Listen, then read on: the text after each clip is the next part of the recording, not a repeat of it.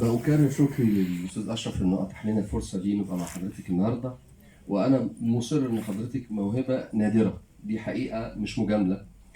بعد يمكن كتير ما اتكلموش فيه، وهو بالمسلسل التاريخي. حضرتك عملتي دراما كتير، لكن المسلسل التاريخي حضرتك يعني ليكي مسلسلات كتير جدا تاريخية، لكن أنا بيستوقفني شخصية أم البنين.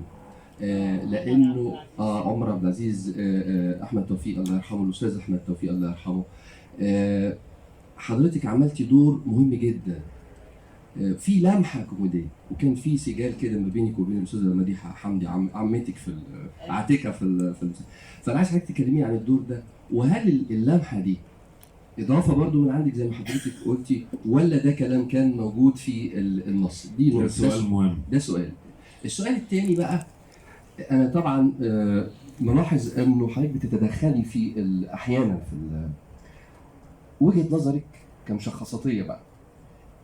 دور الممثل يبدأ إمتى ويقف إمتى مع النص؟ يعني إمتى أضيف للنص، إمتى ما أضيفش للنص؟ وإيه السبب؟ هل بيبقى نقص في ولا دي بتبقى حاجات إرهاصات بتيجي للممثل أثناء التعامل مع العمل؟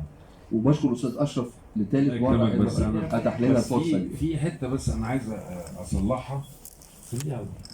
في حته عايز اصلحها بس عشان مش دفاعا ولا حاجه، هي حره الاستهانه تروح الكل، بس هي المساله مش مساله تدخل قد ما هي المدرسه بتاعت هالة فاخر من زمان، يا تقنعني يقنعك. يعني ايه؟ يعني ممكن يجي دور لهالة فاخر بعيدا كل البعد، واللي هي تستغرب تقول ايه، انا بدي امثله، ايه ده ازاي بعتني في دور زي ده؟ ما ينفعش خالص.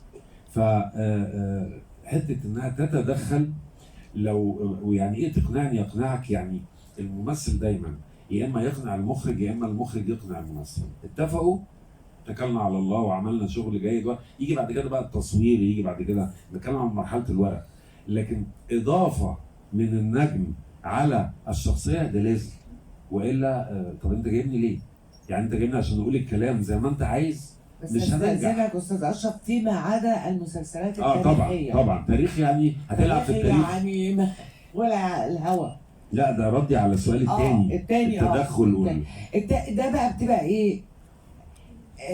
احساسي انا بالشخصيه. الشخصيه دي ممكن تقول كده بس لا تتعدى يعني جمله كلمتين في جمله. لا اللبس، التركيبه، ده بتديها الروح.